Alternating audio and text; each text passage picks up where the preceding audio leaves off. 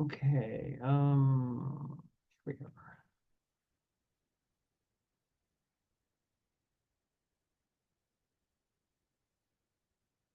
Okay, as I mentioned a few minutes ago, glucose is a major fuel for your body. If your body runs out of glucose, it'll make it. First from fats, then from muscle. It's called gluconeogenesis, and it just creates glucose because glucose is the main funnel um, um, fuel for creating adenosine triphosphate ATP energy molecules. Um, okay, so we're going to start with glucose, but we could start with glycogen, and it's a one-step process to go from glycogen. Remember, glycogen is a polysaccharide, a branched polysaccharide that has got glucose as the monomers, and so it's just waiting to be utilized, and it's available in both muscle and liver.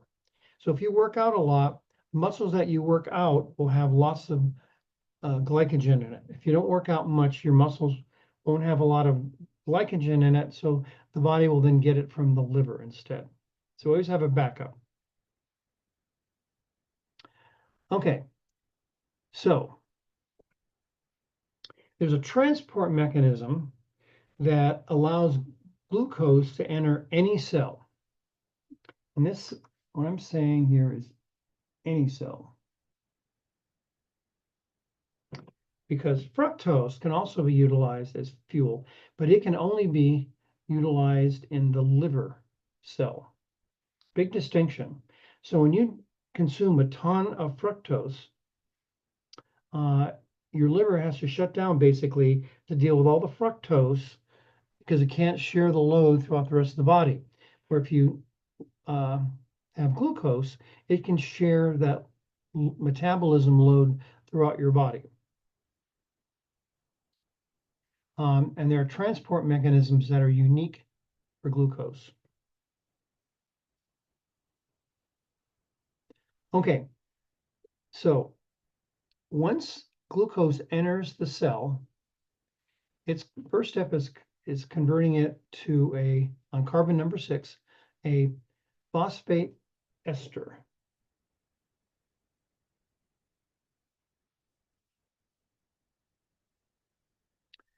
Okay,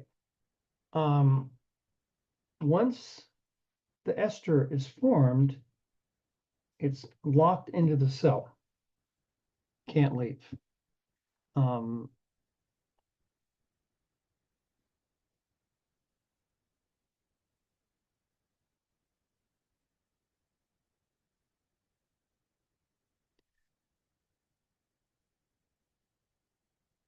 okay, so glucose in the bloodstream goes into the cell. Now we're in the cell right now here. So if we have excess ATP, what happens is we create glycogen.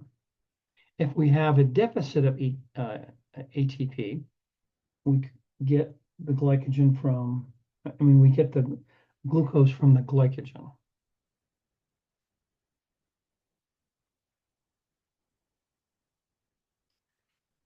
This is a pathway that's also available. This guy here. Now notice there are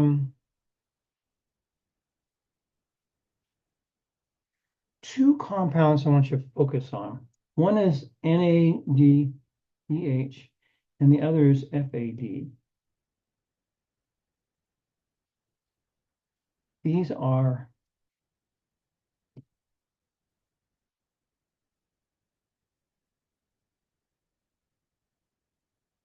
oxidation reduction chemicals. And they're very important as we go through the cycles because those are utilized in the final cycle, which is electron transport. And that's where the energy comes from. It comes from these guys. So the purpose of glucose being metabolized is to produce these guys. in their reduced form.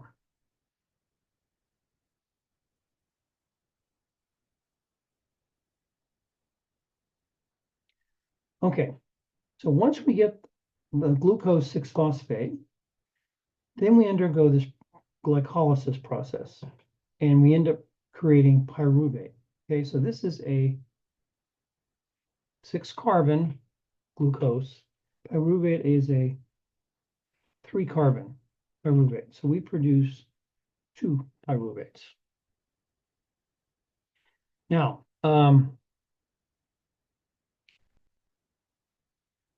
at this point, we can go into anaerobic conditions, which if you're working out a lot, you'll notice that after a while your muscles get sore. And that's because it's lacking oxygen, so it's anaerobic, and it stops here and converts to lactate, hence the pain. Okay, bacteria cannot go further than this. The bacteria will stop metabolism at this point, at the pyruvate state. And they go ahead and obtain their energy from glycolysis and producing lactic acid.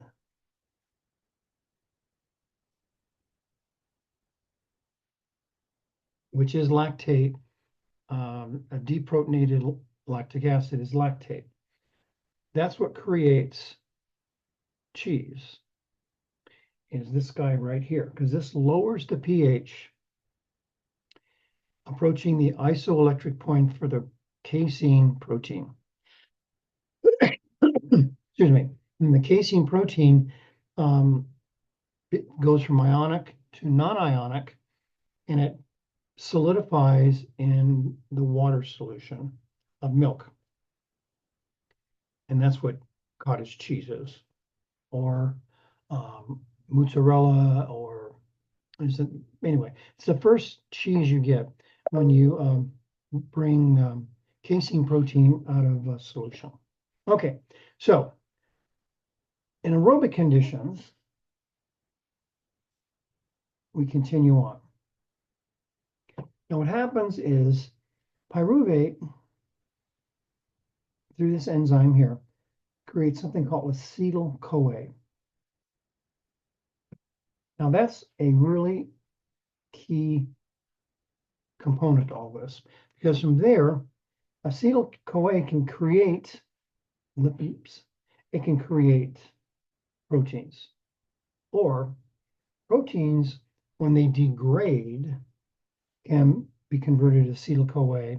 Lipids can be decayed and converted to acetyl-CoA.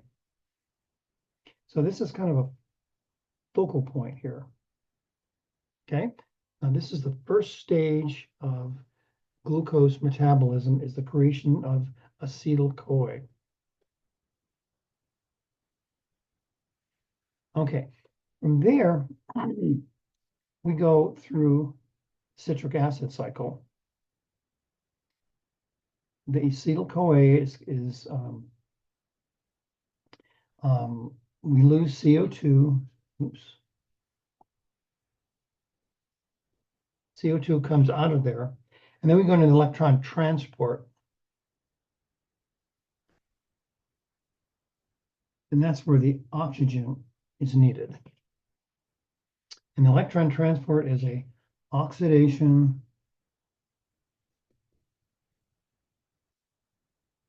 reduction process.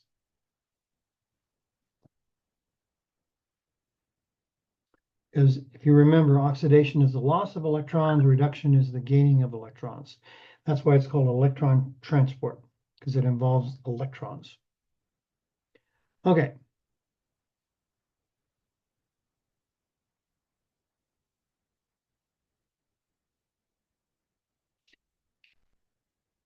Here are the processes. Okay, so glycolysis is conversion of glucose to pyruvate. 6-carbon glucose, 3-carbon pyruvate. And these are derivation of the names. Glucose is sweet in Greek. All right.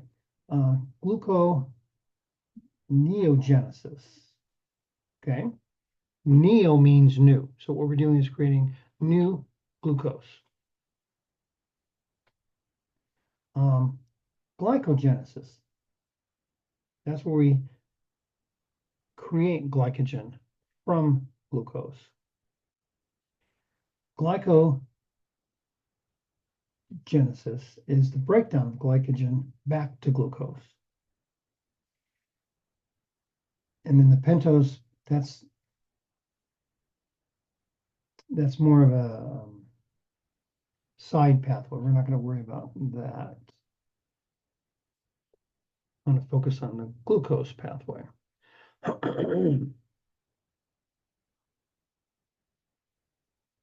So repeat slide.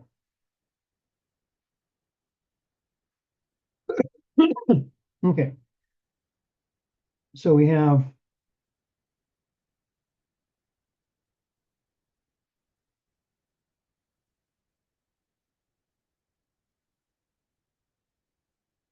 so this is the end product of glycolysis, pyruvate. And then pyruvate is then converted to acetyl-CoA. It's an intermediate step between glycolysis and the Krebs cycle. Notice there are two 3-carbon units.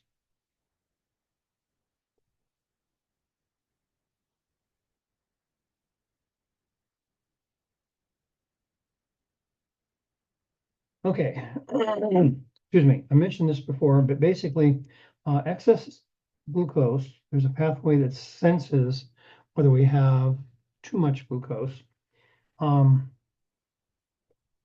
is first converted to glycogen. There's another pathway that determines how much glycogen is stored. If it's too much, it'll then go to triglycerides.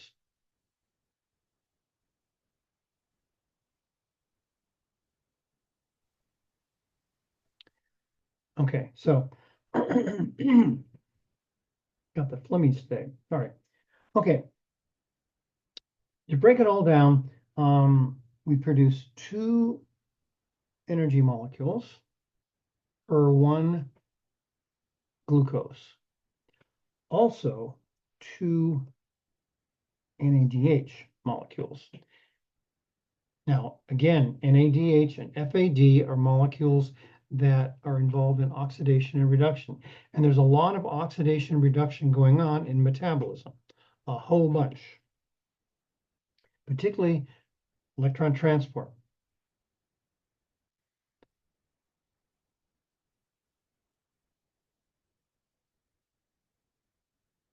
Glycolysis is the shortest of the pathways leading to electron transport. And there are 10 reactions to do that.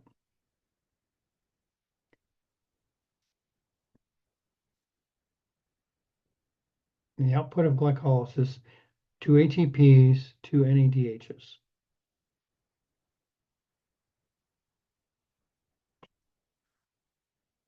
Okay, as you know, sugar is highly soluble in water. Blood is mostly water, so that's how glucose is carried around. It's called motility, and it's carried around in the blood to cells. Okay, when it enters the cell wants to lock the glucose in and preventing it from escaping. So once it's phosphorylated, it can't leave. And it requires an ATP to do that. So this is an energy requiring step.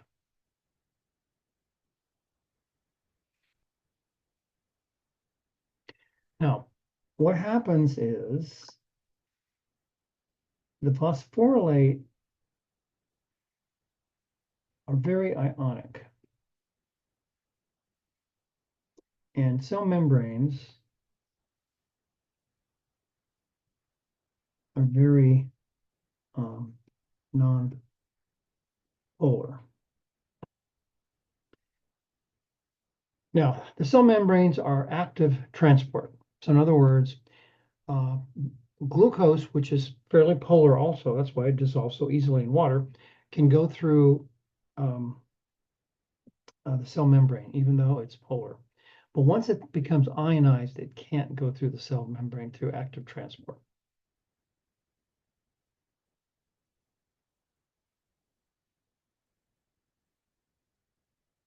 Okay, so and remember last time we talked about allosteric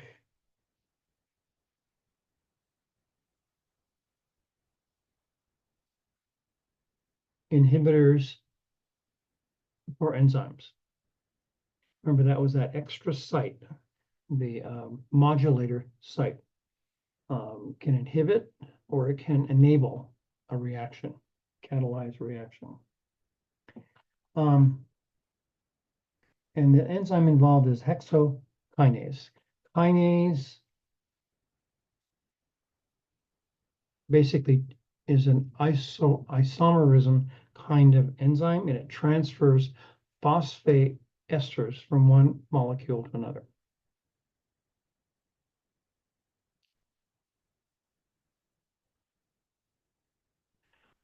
Okay, so when energy is needed, ATP is converted to ADP.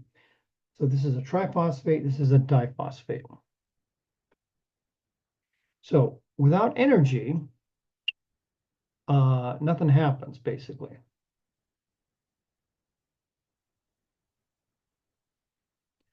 So repeat, okay.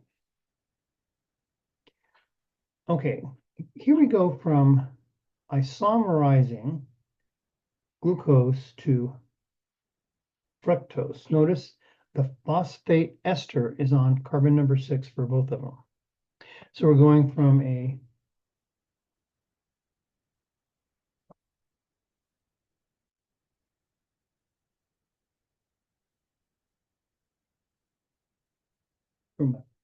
pyranose to a furanose. 6, 5. Membered ring.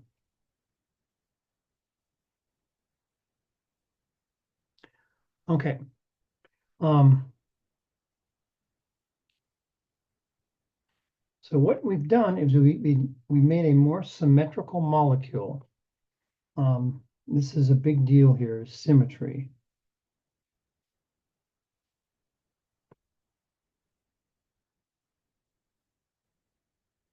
Okay, because what happens next, once we isomerize the glucose to fructose phosphate, what we're going to do next is then create another phosphate ester on the opposite side. So this is carbon 6, carbon 1. So this is a 1,6. Bis means 2. I don't know why they don't say di. 1,6 bis phosphate. And again, it requires an energy step, ATP to ADP.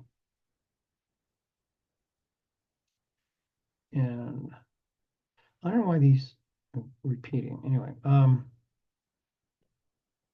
all right, now we're going to break the 6 carbon fructose in half into 2 3 carbon monophosphates.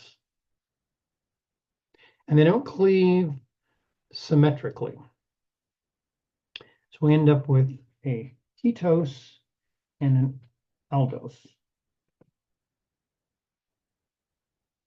Okay, so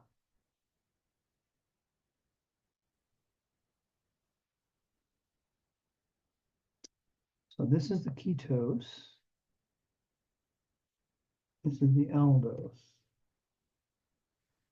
Notice the aldehyde on the end, ketone in the middle. Now, what we want to do is convert them into one molecule, so they're the same.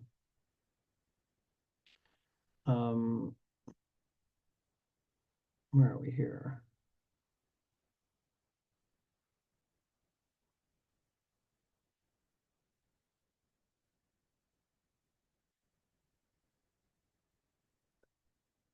So step 5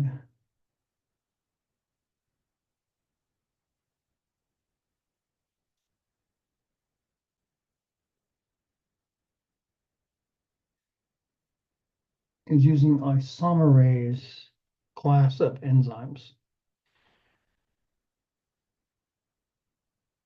So this would be this enzyme here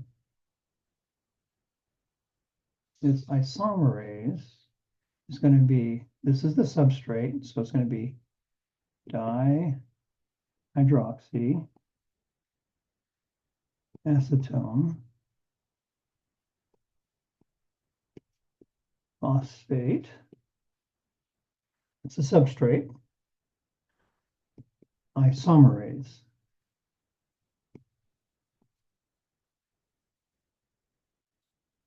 Okay, so substrate,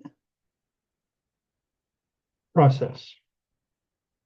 Okay, so we end up converting this guy to this guy, and then we're going to then looking for more symmetry here.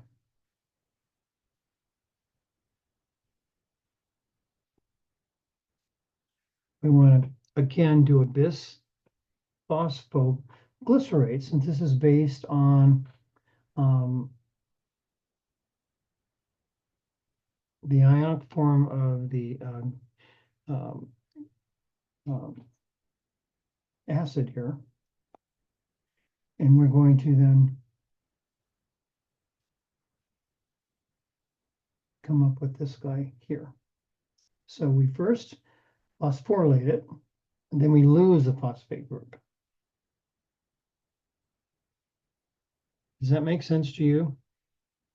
To me, from a chemistry standpoint, all we're doing is converting back to that.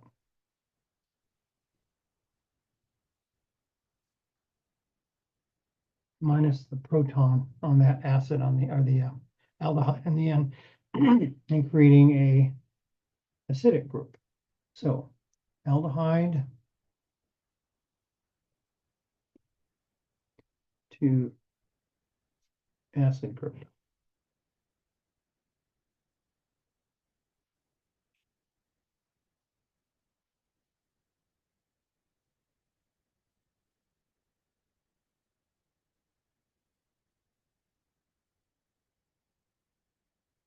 Okay. I know this is the main thing I want you to do when you're going through this is just look at what's going on with the molecule itself. Not to worry about so much about the names, because it's going to be an open notes, test. The main thing is what's going on though. Is it requiring oxidation, reduction? Okay, so here we are, this is gaining a hydrogen. That means this is oxidized. And remember what happens to aldehydes when they're oxidized? They turn to acids, right? So, but it has to be oxidized to do this. So this is an oxidation step. This is a reduction step.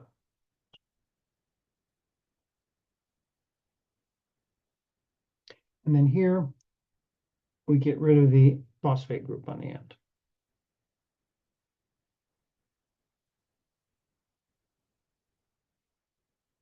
Okay. All right, so here we have our acid. Now what happens now is something called isomerization. Okay, so we're taking these two groups, swapping them out.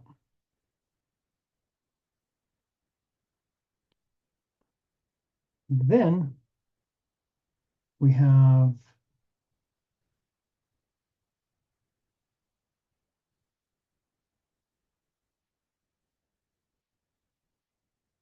this, oops.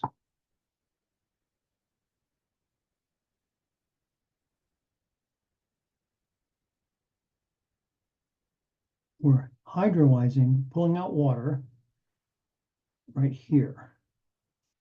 So that means that converts to an alkene right here. Remember your pathways. This is unit 1 reaction. Only it's done enzymatically in our body. Okay, now we have another energy requirement. We go from the double bond, the single bond with an oxygen there, and basically this goes there.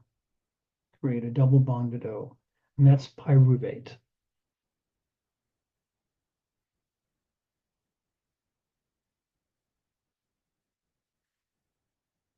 Okay.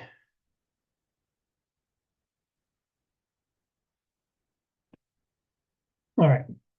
So this is a good slide here. And here's the actual reaction, okay? So this requires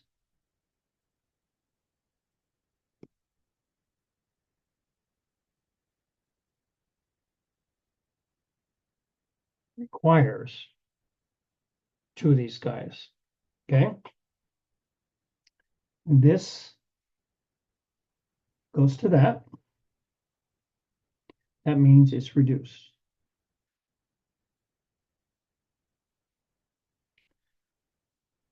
This goes to that. It's being oxidized. So remember, whenever we have reduction or oxidation, we have to have the counterpart to go with it. Because one's transferring electrons or hydrogens, and it needs to have a place to go. Okay. And then this goes to that. Okay. So we're gaining two of these, two of those.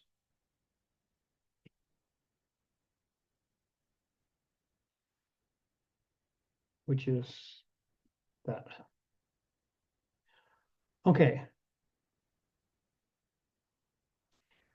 Now, I want to go over this here. The names of the enzymes involved in the first two glycolysis relate to the reactions involved.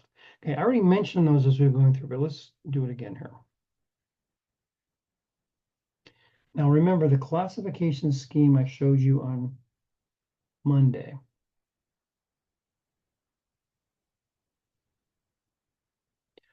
Okay, so the first step is we're phosphorylating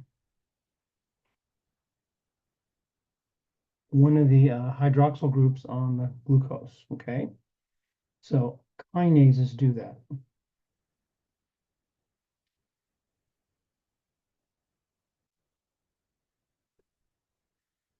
On this one here, we're just going from a, oops, glucose to fructose.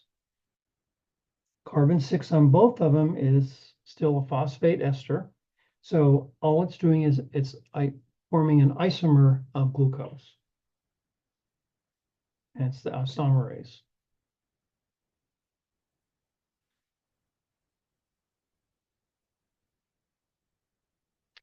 Okay.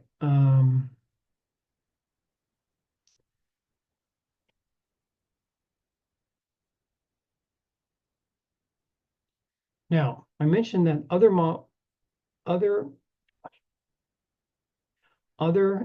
monosaccharides can also be metabolized. Fructose for sure is one. This is the bad boy. The galactose and mannose can also be metabolized.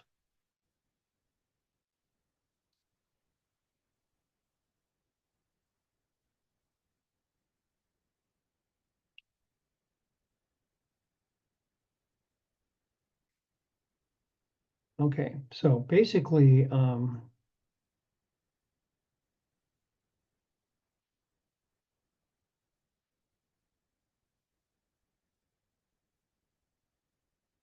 So all three of these are converted to a bisphosphate fructose in the third step of glycolysis. These are all, this is the third step.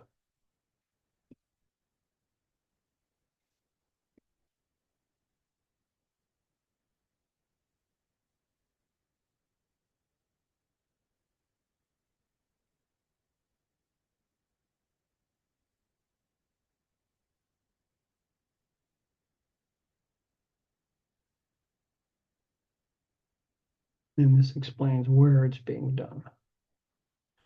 Okay.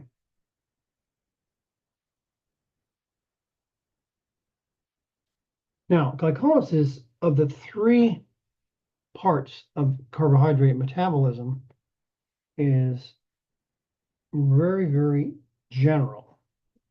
You know, everything from bacteria, fungus, plants, mammal, they all use it. So it's a real important pathway because it's so universal. It's also very flexible because it can function in an aerobic environment or an anaerobic environment. Yeast, which is a real fundamental organism, can take that pyrite as well and convert it to drinking alcohol through glycolysis. So when you're drinking your wine or beer or whiskey, think glycolysis.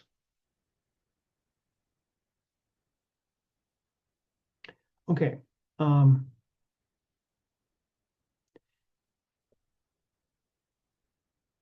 So once we get to pyruvate,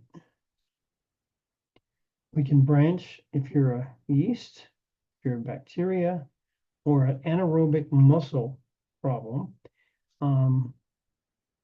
You go on either one of these pathways, or you continue on and make this guy here. So notice it's a sulfur there. That is a thiol going to a thiol ester. Because the CoA is the acidic side.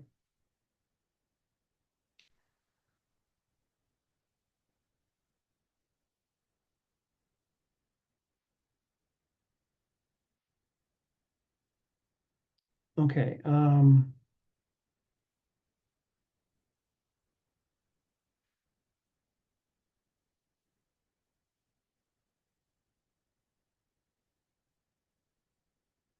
Notice when we utilize pyruvate, we generate carbon dioxide.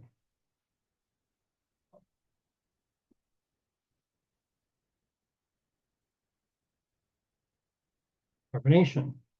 That's called leavening for baking or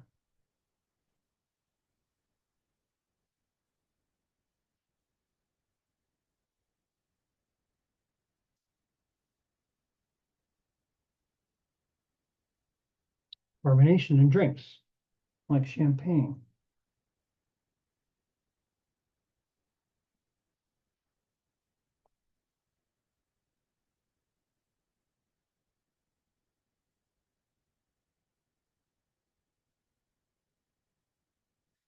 Okay.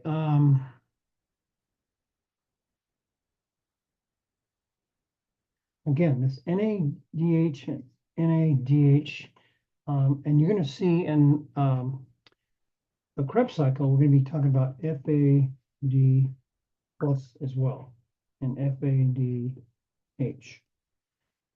These are the two real important oxidizing and reduction agents in our metabolism.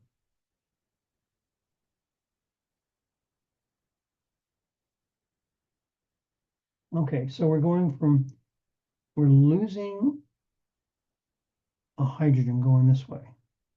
That means that's an oxidation step.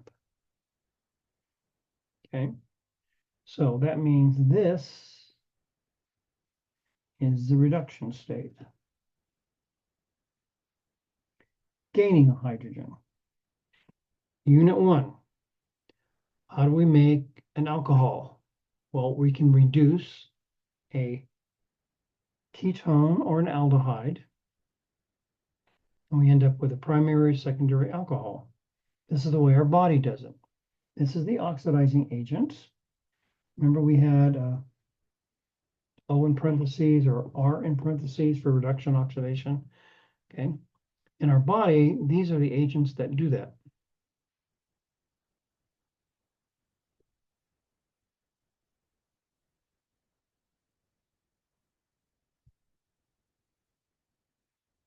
Okay. One of the problems microorganisms have when they're producing their energy is they're polluting their own environment. So what happens is they make ethanol, and after a while, the ethanol poisons them, and they all die. That's why wine cannot go over a certain percent ethanol, because that kills all the yeast.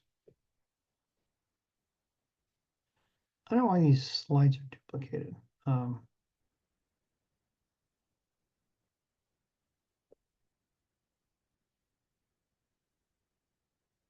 Okay.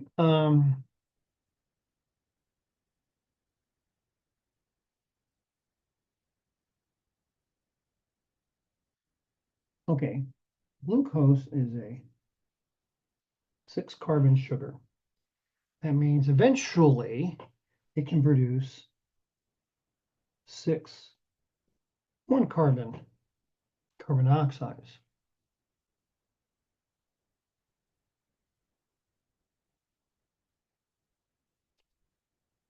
So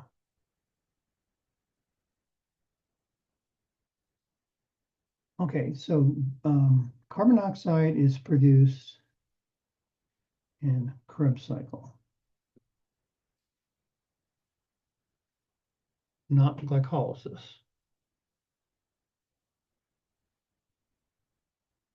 or the citric acid cycle, also called Krebs cycle. Each time the Krebs cycle cycles through, it releases 2 molecules of carbon dioxide. It reduces 1 for acetyl-CoA, but because acetyl-CoA is a 3-carbon molecule, we started with a 6-carbon glucose. So that means we create 2 acetyl-CoAs, and each one produces 1 carbon dioxide.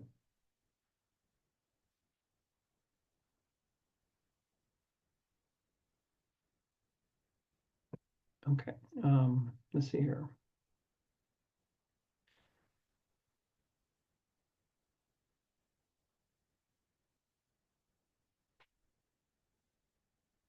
Okay, so total energy output.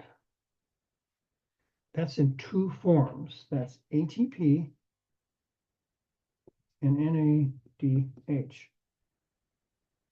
So this is for energy. This is for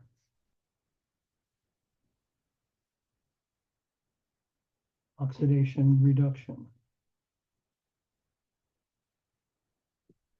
Both are needed. When we need energy, we use the ATP. If we have an oxidation reduction reaction going on, we need to call upon the NADH or the FADH in the Krebs cycle.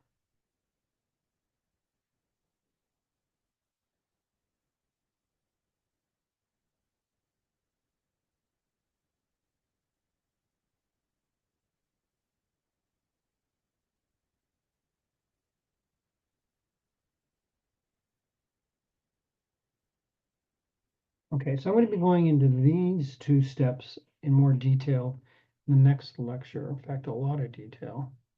Um,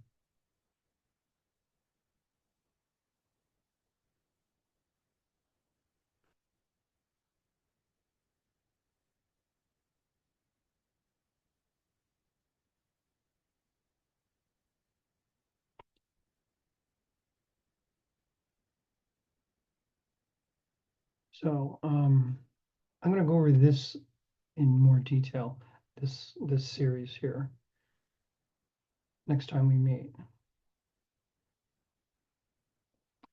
Okay, now we're going to cover this more in detail as well. But basically, 4 ATPs are produced per glucose molecule going through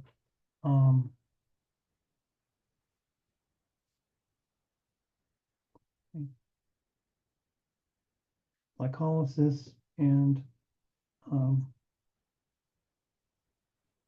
I'm going to say Krebs, but remember that's the citrus acid cycle. And the remainder is via electron transport. And they call it oxidative phosphorylation. That's why we need the NAD and FADH, because I'm going to be having to oxidize some things. Okay, so after all said and done, after we go through the 3 stages of metabolism, we end up generating 38 ATPs. 38, as opposed to 4. That shows you how efficient the electron transport part of the cycle is. So if you're an organism that cannot do Krebs cycle or electron transfer, you're going 4 versus 38 ATPs. Much more efficient to have the electron transport. Okay, so I'm going to stop here. So all said and done, that was very, very detailed. And the main thing on this is look at what's going on with the actual molecules when they go from one to the other. Something being oxidized, is something just being rearranged, isomerized. Those are the things I want you to focus on. And during that process, is anything required energy-wise, ATP, or is ATP produced? Also, if it's oxidation reduction, what are you using? Are you using NADH or FADH? Okay, this is why this Unit 5 is open book. It's just extremely detailed. Okay, all right, that's what I wanted to cover today. Now, next week, we have 2 lectures, and that's it. That's it for our semester. And then we have the final the following Monday. Okay, that was a lot, wasn't it?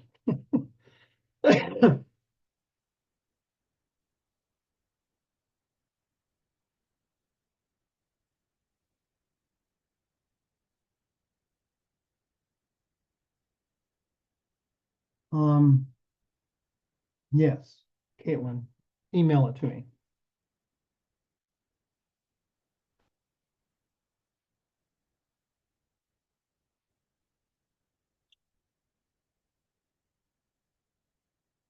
Okay,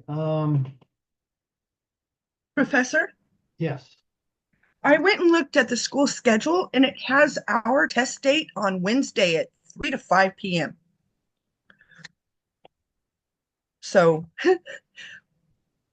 I spoke to another student just a moment ago and they said they heard differently with your announcement. So I'm sorry, but can you please repeat again our lab test day and time? Okay, for the final. yeah.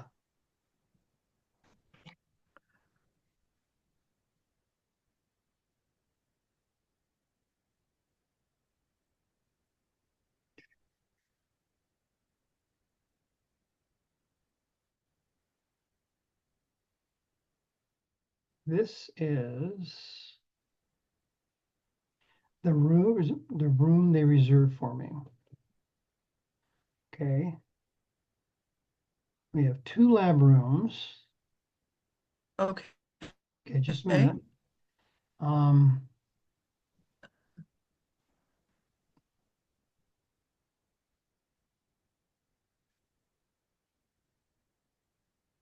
And the event day is December 16th Okay. and at 12:45. Now, I'm going to be there probably 12:15, and you have 2 hours for your final. Last semester, most people finished it in an hour and a half. But Okay. I'm going to give you up to 2 hours. And so this is what they reserved for me. Now, Okay. because I'm online, I can really do it anytime I want. Because the reason why they have a final schedule is because of the room issues.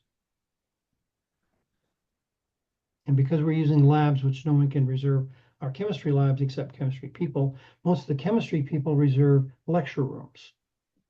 That's why I'm going with the lab rooms, because I know I can get them. And I can get them on any time. Okay? Okay. So it's lab room 315 that we're in for the test. Yeah, Okay. 315. And everyone will be in one lab room. I think we can fit everyone in there. Otherwise, they're going to have to split up, and I'll have to be walking back and forth between the 2 rooms. And we're going to try it all in 315. If that's going to be an issue, we'll split it up, but hopefully it'll work out. Great. Thank you so much, Professor. Sure. Thank you for asking the question.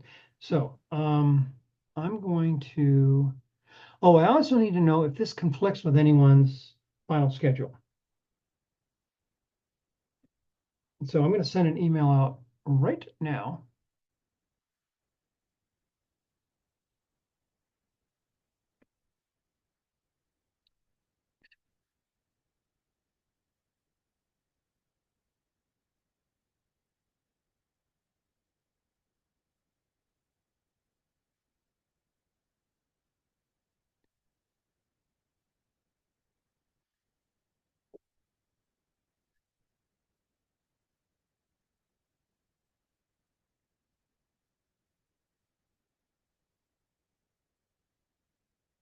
And this is how you send an email out to the class.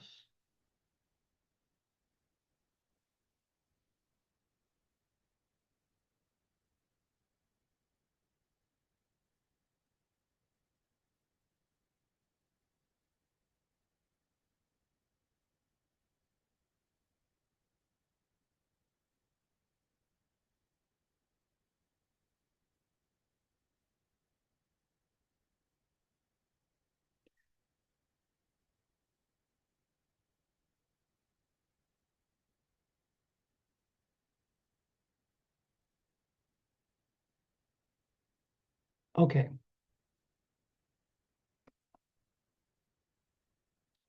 Done.